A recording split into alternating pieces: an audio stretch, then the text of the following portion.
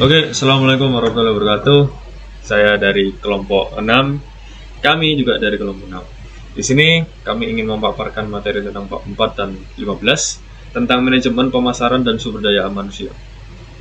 Berikut tim kami, saya Faiz Agil Sofian, NPM 009, teman saya Arifah Maulidia 021, teman saya Janusin Marilyn 028, Ceria 034, Erina Sintiami 035, Rahman Dwi Fitri 041. Di sini saya akan menjelaskan pengertian konsep pemasaran. Konsep pemasaran merupakan suatu filosofi yang menyatakan bahwa pencapaian tujuan organisasi bergantung pada kemampuan perusahaan untuk mengidentifikasi kebutuhan dan keinginan pasar sasaran secara lebih baik dibanding dengan yang dilakukan oleh pesaing perusahaan. Di dalam konsep pemasaran sendiri, terdapat 2 poin penting yang harus kita pahami terlebih dahulu, yaitu kebutuhan dan keinginan. Kebutuhan merupakan keperluan mendasar manusia, sedangkan keinginan merupakan kebutuhan yang telah dipelajari oleh seseorang konsumen dan dikaitkan dengan objek pemuas kebutuhan yang spesifik. Sebagai contoh, orang Sunda dan orang Jawa sama-sama membutuhkan makanan. Tetapi, untuk memuaskan rasa laparnya, orang Sunda lebih memilih untuk memakan seblak, sedangkan orang Jawa lebih memilih untuk memakan bakso. Pada saat kebutuhan dan keinginan tidak dapat dipuaskan oleh suatu perusahaan atau mitra, hal ini dapat memicu terjadinya migrasi. Contohnya, perpindahan penonton TVRI ke TV swasta karena TVRI tidak dapat lagi memuaskan kebutuhan dan keinginan masyarakat atas hiburan. Fenomena dari terjadinya migrasi ini merupakan contoh dari fenomena pemasaran. Di dalam konsep pemasaran sendiri, terdapat 3 pilar penting yang membentuk konsep pemasaran. Yang pertama, agar perusahaan dapat mempertahankan pelanggannya, maka perusahaan harus dapat memuaskan kebutuhan dan keinginan para pelanggan secara terus-menerus. Yang kedua, aktivitas pemasaran yang dilakukan perusahaan dalam rangka memuaskan kebutuhan dan keinginan para pelanggan harus dapat menghasilkan laba yang memadai bagi perusahaan. Dan yang ketiga, seluruh aktivitas pemasaran yang bertujuan untuk memuaskan kebutuhan dan keinginan konsumen serta mendatangkan laba yang memadai bagi perusahaan harus dikelola dengan baik. Nah, produk yang ditawarkan perusahaan diasumsikan memiliki nilai yang membuat konsumen bersedia untuk menukar sumber daya yang ia miliki dengan produk yang ditawarkan perusahaan. Proses pertukaran ini disebut dengan transaksi yang merupakan syarat utama munculnya aktivitas pemasaran. Jadi, aktivitas pemasaran atau marketing dapat dirumuskan sebagai suatu proses memenuhi kebutuhan dan keinginan konsumen melalui mekanisme pasar yang dapat menghasilkan laba bagi perusahaan. Dari penjelasan-penjelasan tadi, dapat disimpulkan bahwa manajemen pemasaran merupakan proses perencanaan, pelaksanaan, dan pengendalian dari aktivitas pemenuhan kebutuhan dan keinginan konsumen melalui mekanisme pasar yang dapat menghasilkan laba bagi perusahaan. Perkembangan konsep pemasaran. Perkembangan konsep pemasaran ini ada 4. Yang pertama ada konsep produksi. Konsep produksi ini memiliki keyakinan bahwa konsumen akan menyukai produk yang murah dan tersedia secara luas. Oleh sebab itu, perusahaan yang mengadopsi konsep produksi akan berkonsentrasi pada pencapaian efisiensi produksi, menekan biaya agar tetap rendah dan melakukan distribusi massal. Yang kedua ada konsep produk. Konsep produk ini berasumsi bahwa konsumen akan tertarik untuk membeli produk perusahaan bila mana produk tersebut memiliki kualitas, fitur produk, atau kinerja yang lebih baik dibanding produk pesaing. Yang ketiga ada konsep penjualan. Konsep penjualan ini memiliki pandangan bahwa konsumen perorangan maupun konsumen bisnis tidak akan melakukan pembelian produk perusahaan hingga perusahaan melakukan aktivitas penjualan dan promosi yang agresif. Selanjutnya yang terakhir ada konsep pemasaran. Perusahaan berpendapat bahwa agar produk dapat diterima oleh konsumen, maka perusahaan harus mengidentifikasi kebutuhan dan keinginan konsumen. Selanjutnya, perusahaan akan membuat produk yang sesuai dengan kebutuhan dan keinginan konsumen. Dibentuk untuk mencapai berbagai tujuan perusahaan, salah satunya yaitu tujuan fungsional yang mencakup pemasaran. Untuk mencapai tujuannya, perusahaan harus mengembangkan strategi pemasaran. Strategi pemasaran memiliki dua unsur. Unsur yang pertama yaitu pemilihan pasar. Melakukan pemilihan pasar mencakup serangkaian aktivitas yang dikenal dengan istilah segmenting, targeting, positioning. Yang pertama ada segmenting. Segmentasi pasar merupakan proses yang dilakukan perusahaan untuk membagi pasar ke dalam beberapa segmen pasar. Contohnya yaitu PT Telkom. PT Telkom membagi pasarnya menjadi 4 segmen. Segmen yang pertama yaitu segmen retail. Segmennya meliputi pelanggan perorangan seperti pelanggan individu atau rumah tangga. Jumlah pelanggannya besar tetapi pendapatan penjualannya kecil. Lalu yang kedua ada segmen bisnis korporat. Segmennya meliputi kelompok pelanggan berupa perusahaan yang menggunakan layanan Telkom. Lalu segmen yang ketiga ada segmen other license. Segmen ini terdiri dari perusahaan lain yang punya lisensi untuk menawarkan layanan telekomunikasi seperti internet atau telepon. Mereka biasa disebut sebagai pesaingnya PT Telkom. Lalu yang segmen terakhir ada segmen komunitas. Pelanggan berkelompok tetapi cakupannya tidak seluas segmen bisnis.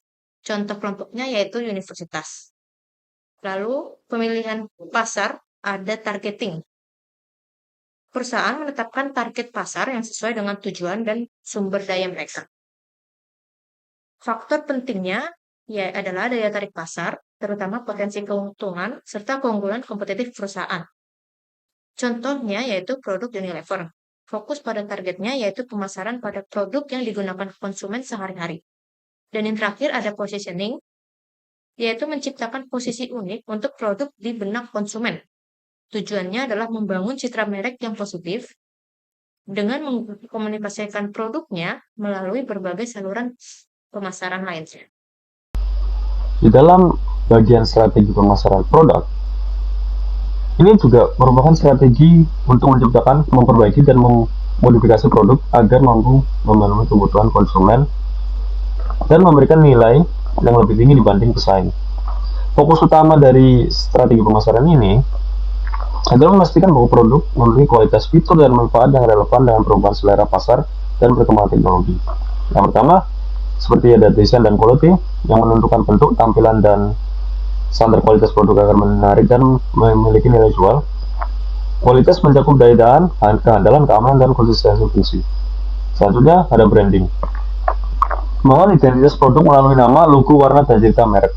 Merek yang kuat meningkatkan loyalitas konsumen dan persepsi kualitas. Contoh, misalkan mereknya seperti mobil seperti Toyota, dengan nama sebesar gitu pasti orang tertarik untuk membeli Toyota ketimbang mungkin yang kurang bernama. Selanjutnya, diferensiasi produk. Mengembangkan keunikan produk agar berbeda dan lebih unggul dari kompetitor. Variasi antar produk suatu perusahaan itu akan menjadi suatu garis keunggulan dari suatu perusahaan yang mungkin hanya mengunggulkan satu. Misalkan manufaktur rokok, mereka hanya mengunggulkan rokok dan ya mereka nggak mungkin akan bisa bersaing dengan hal yang mungkin di luar rokok. Bisa melalui kualitas, fitur, layanan, dan tambahan atau desain khusus. Misalkan produk tersebut memiliki fitur yang unik atau layanan tambahan dalam membeli produk tersebut atau desain khusus, itu akan memberi konsumen juga merasa puas dan merasa dilayani lebih dari mungkin kompetitor lainnya. Bauran pemasaran, ada harga dan promosi. Nah, dalam penetapan harga, perusahaan menetapkan harga untuk mencapai tujuan profit dengan mempertimbangkan kondisi biaya, persaingan, dan elastisitas permintaan. Jika permintaan bersifat inelastis, misalnya produk mewah, kenaikan harga tidak terlalu mempengaruhi jumlah permintaan. Nah, namun, jika permintaan elastis seperti convenience goods, perusahaan harga sedikit saja dapat mengaruhi jumlah permintaan secara signifikan. Perusahaan juga dapat menggunakan strategi seperti upselling, cross-selling, atau menawarkan berbagai varian produk untuk mempertahankan dan menarik kembali pelanggan. Sedangkan pada promosi, perusahaan melakukan komunikasi pemasaran melalui iklan, promosi penjualan, personal selling, direct marketing, publikasi, event, sponsorship, serta layanan pelanggan. Promosi bertujuan memberikan informasi, menarik perhatian, mendorong minat, dan mempengaruhi keputusan pembelian. Seperti konsep IMC, Integrated Marketing Communication, yang digunakan agar pesan promosi konsisten kepada seluruh konsumen dan stakeholder. Jadi, keberhasilan pemasaran bergantung pada bagaimana perusahaan menetapkan harga yang tepat sesuai kondisi pasar dan menyampaikan promosi secara efektif dan terpadu. Dengan strategi harga yang sesuai dan promosi yang konsisten, perusahaan dapat meningkatkan penjualan, mempertahankan pelanggan, serta memperoleh keuntungan yang berkelanjutan. Pengembangan bauran pemasaran distribusi. Nah, distribusi atau yang disebut juga place merupakan isu lain yang dihadapi perusahaan sebagai pemasar barang dan jasa, merupakan mengatur sedemikian rupa sehingga barang dan jasa yang dihasilkan perusahaan dapat tersedia di pasar. Nah, menurut Coughlin, Anderson, Stern, dan L. Ansari tahun 2001 merumuskan saluran pemasaran atau yang disebut marketing channel sebagai sekumpulan organisasi yang saling berhubungan satu dengan yang lain, terlibat dalam proses penyediaan barang dan jasa yang dikonsumsi. Nah, fungsi saluran distribusi menurut Kotler dan Keller tahun 2009 yang pertama ialah mengumpulkan informasi mengenai para pelanggan saat ini maupun pelanggan potensial, para pesaing dan berbagai kekuatan lain yang memengaruhi lingkungan pemasaran. Nah, yang kedua, mengembangkan atau melakukan penyebarluasan berbagai bentuk komunikasi persuasif seperti iklan atau promosi dari produsen penghasil produk yang dapat merangsang timbulnya pembelian. Nah, yang ketiga, memungkinkan terjadinya kesepakatan harga dengan pembeli sehingga menghasilkan pemindahan hak kepemilikan produk dari saluran pemasaran kepada pembeli. Nah, yang keempat, menghasilkan pesanan produk bagi perusahaan yang menghasilkan barang dan jasa. Lalu yang kelima, saluran pemasaran melakukan pembiayaan atas persediaan barang yang mereka jual. Nah, yang keenam, menanggung risiko yang berkaitan dengan pelaksanaan fungsinya sebagai anggota saluran pemasaran. Yang ketujuh, menyediakan sarana penyimpanan barang untuk disalurkan ke saluran pemasaran tingkat berikutnya, serta melakukan pemindahan fisik produk. Nah, yang kedelapan, menyediakan jasa penerimaan pembayaran dari pembeli melalui bank atau lembaga keuangan lainnya. Nah, yang kesembilan atau yang terakhir, mengawasi terjadinya perpindahan kepemilikan aktual dari suatu organisasi ke organisasi lainnya. Nah, tingkat distribusi ini menunjukkan berapa banyak saluran pemasaran yang digunakan oleh perusahaan sebelum produk sampai ke konsumen akhir. Nah, itu yang dimaksud dengan tingkat distribusi. Nah, dalam hal ini perusahaan dapat menggunakan kebijakan pemasaran secara langsung atau yang disebut dengan direct marketing. Bila perusahaan memilih kebijakan ini, maka perusahaan dikatakan memiliki zero level channel. Daya manusia. Nah, dalam perusahaan perlu merencanakan kebutuhan tenaga kerja dengan menganalisis tugas, syarat jabatan, serta keterampilan karyawan yang tersedia. Perencanaan ini juga mempertimbangkan perubahan teknologi, tingkat keluar masuk karyawan, dan perkembangan kegiatan perusahaan untuk memprediksi jumlah serta kompetensi tenaga kerja yang dibutuhkan. Perencanaan sumber daya manusia yang baik membantu perusahaan menyiapkan tenaga kerja yang tepat sesuai kebutuhan dan perubahan lingkungan, sehingga kinerja perusahaan tetap stabil dan kompetitif. Proses manajemen SDM dan perekrutan tenaga kerja. Pada bagian ini, kita akan membahas proses manajemen SDM dan perekrutan tenaga kerja sebagai rangkaian kegiatan strategis yang memastikan organisasi memiliki sumber daya manusia yang berkualitas sesuai kebutuhan. Pertama, perencanaan SDM dilakukan untuk menentukan jumlah dan kualifikasi tenaga kerja untuk menarik kandidat melalui berbagai sumber internal maupun eksternal.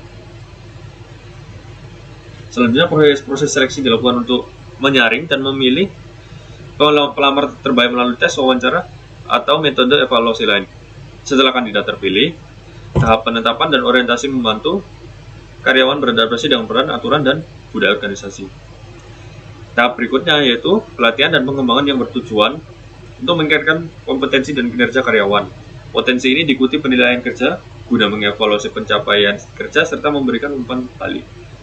Pada tahap terakhir, pemberian kompensasi dan pengelolaan hubungan kerja dilakukan untuk menjaga motivasi, kepuasan, serta keharmonisan antara karyawan atau organisasi. Pemilihan tenaga kerja atau seleksi. Seleksi adalah suatu proses mengevaluasi dan melakukan pemilihan kandidat tenaga kerja yang paling memenuhi syarat dari sekumpulan pelamar untuk suatu perusahaan. Nah, dalam melakukan pemilihan tenaga kerja ada beberapa hal yang perlu dilakukan. Yang pertama yaitu melihat kriteria seleksi. Kriteria seleksi ini dapat dilihat melalui pendidikan formal, pengalaman kerja, karakteristik fisik, karakteristik individu, serta karakteristik kepribadian. Yang kedua, ada rasio seleksi. Bila rasio semakin tinggi, yaitu mendekati 1:1, maka proses seleksi sangat longgar.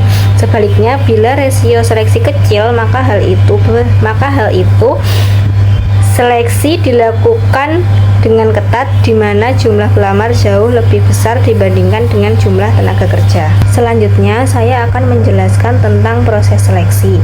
Dalam proses seleksi ini harus melalui beberapa tahap. Yang pertama, ada seleksi lamaran. Dalam seleksi lamaran, perusahaan akan memanggil pelamar yang sesuai dengan persyaratan untuk mengikuti proses seleksi selanjutnya. Yang kedua, ada pengujian calon tenaga kerja. Pengujian dapat berbentuk tes kemampuan akademik hingga psikotes. Berbagai tes yang dilakukan akan melengkapi para pengambil keputusan untuk memilih calon tenaga kerja yang memiliki pengetahuan, keahlian, dan kemampuan yang sesuai dengan kebutuhan perusahaan. Yang ketiga, ada wawancara. Wawancara dapat mengungkap berbagai sisi calon tenaga kerja yang dapat digunakan sebagai dasar pengambilan keputusan untuk menerima atau menolak calon tenaga kerja. Yang keempat, ada pengecekan latar belakang dan referensi. Perusahaan akan meminta kepada calon tenaga kerja kontak person yang dapat dihubungi, di mana calon tenaga pernah bekerja untuk memperoleh konfirmasi mengenai rekam jejak calon tenaga kerja tersebut. Yang kelima, ada pemeriksaan jasmani. Calon tenaga kerja menjalani sejumlah pemeriksaan jasmani untuk memastikan bahwa karakteristik jasmani calon tenaga kerja sesuai dengan spesifikasi jabatan. Selanjutnya, yang terakhir, ada penempatan tenaga kerja. Setelah tenaga kerja diseleksi, maka selanjutnya tenaga kerja akan ditempatkan untuk mengisi jabatan tertentu dan melaksanakan fungsi dan tugas yang sesuai dengan jabatan. Tenaga kerja. Perkembangan ilmu pengetahuan dan teknologi membuat tuntutan kemampuan kerja ikut berubah. Karena itu, perusahaan perlu meningkatkan kualitas sumber daya manusianya melalui yang pertama ada pelatihan. Proses terencana untuk membantu karyawan memperbaiki atau meningkatkan keterampilan dan kemampuannya dalam menjalankan tugas saat ini, sehingga karyawan dapat bekerja lebih efektif dan mencapai target perusahaan. Yang kedua ada pengembangan. Bertujuan untuk memperluas kemampuan dan pengembangan diri bagi karyawan maupun manajer. Pengembangan bukan hanya keterampilan saja, tetapi kesiapan untuk tanggung jawab yang lebih besar. Kegiatan ini berhubungan dengan kemampuan berpikir, manajerial, dan pengembangan diri. Tenaga kerja. Agar karyawan bisa terus memberikan hasil kerja yang baik, perusahaan perlu memberikan imbalan yang layak, seperti kompensasi tenaga kerja. Kompensasi adalah bentuk penghargaan perusahaan atas kinerja karyawan. Imbalan ini dapat berupa kompensasi finansial dan non-finansial. Kompensasi finansial dibagi menjadi dua, yaitu kompensasi finansial langsung terdiri dari gaji, upah, bonus, dan komisi. Lalu kompensasi finansial tidak langsung biasa disebut sebagai tunjangan, seperti kesehatan, pelaksanaan rekreasi, asuransi, dan lain-lain. Lalu ada kompensasi non-finansial. Kompensasi non-finansial bukan berupa uang, tetapi pujian, penghargaan, dan pengakuan terhadap karyawan, dan yang dapat memberikan motivasi dan kepuasan karyawan. Lalu yang kedua ada penilaian kinerja karyawan. Penilaian kinerja digunakan sebagai gambaran tentang seberapa baik karyawan dalam menjalankan tugasnya. Untuk manajer, kinerja dinilai dari kualitas pelaksanaan tugas dan hasil yang dicapai organisasi di bawah pengawasannya. Pemutusan hubungan kerja. Nah, jadi pemutusan hubungan kerja ini terdapat beberapa faktor yang menyebabkan berakhirnya hubungan bekerja. Yang pertama itu karyawan berhenti dari perusahaan karena dia memperoleh pekerjaan di tempat lain. Nah, jadi dalam kasus pemutusan hubungan kerja ini, perusahaan harus melaksanakan exit interview atau wawancara yang dilakukan kepada karyawan yang pindah bekerja ke perusahaan lain dengan tujuan wawancara ini untuk memperoleh informasi yang jelas mengenai penyebab kepindahan karyawan tersebut ke perusahaan lain. Nah, mungkin kepindahan ini disebabkan oleh masalah kondisi kerja, kompensasi, rencana pengembangan karir, atau berbagai faktor lainnya. Nah, jadi wawancara ini dilakukan supaya perusahaan dapat menjadikan ini feedback untuk melakukan perbaikan operasional perusahaan. Nah, yang kedua adalah karyawan diberhentikan karena tidak dapat mencapai kinerja yang dipersyaratkan. Nah, ini biasanya berlaku bagi karyawan sedang dalam masa pencobaan. Jadi, karyawan ini selama masa pencobaan tersebut tidak dapat mencapai standar kinerja yang telah ditentukan oleh perusahaan. Nah, bagi karyawan tetap perusahaan, eh, pemberi kerja harus merundingkan rencana pemutusan hubungan kerja atas karyawan yang tidak bisa memenuhi standar kinerja yang ditentukan perusahaan dengan serikat pekerja yang ada di perusahaan.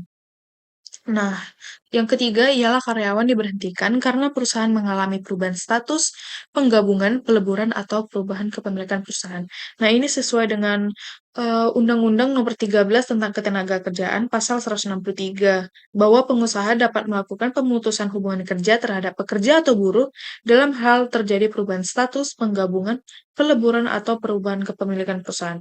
Nah, bila karyawan tidak bersedia melanjutkan hubungan kerja setelah terjadinya berbagai perubahan tersebut, maka pekerja berhak atas uang pesangon sebesar 1 kali sesuai ketentuan pasal 156 ayat 2, uang penghubung pekerja 1 kali sesuai ketentuan pasal 156 ayat 3, dan uang penggantian hak sesuai ketentuan pasal 156 ayat 4. Nah, yang keempat ialah karyawan diberhentikan karena perusahaan tutup yang disebabkan perusahaan mengalami kerugian secara terus-menerus selama 2 tahun atau akibat keadaan yang memaksa atau force majeure.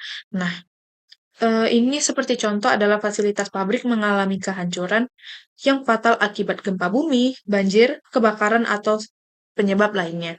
Nah, ini dikategorikan juga sebagai force majeure. Sesuai pasal 164, pada saat perusahaan berada dalam situasi ini, maka para pekerja berhak atas uang pesangon sebesar 1 kali ketentuan pasal 156 ayat 2, uang penghargaan masa kerja sebesar 1 kali ketentuan pasal 156 ayat 3, dan uang penggantian hak sesuai pasal 156 ayat 4. Alasan pemutusan hubungan kerja selanjutnya adalah karyawan melakukan kesalahan berat. Kesalahan-kesalahan berat tersebut meliputi melakukan pencurian, penipuan, memberikan keterangan palsu, mabuk di lingkungan kerja, dan hal-hal tidak etis lainnya. Lalu, karyawan berhenti dari perusahaan karena memasuki masa pensiun.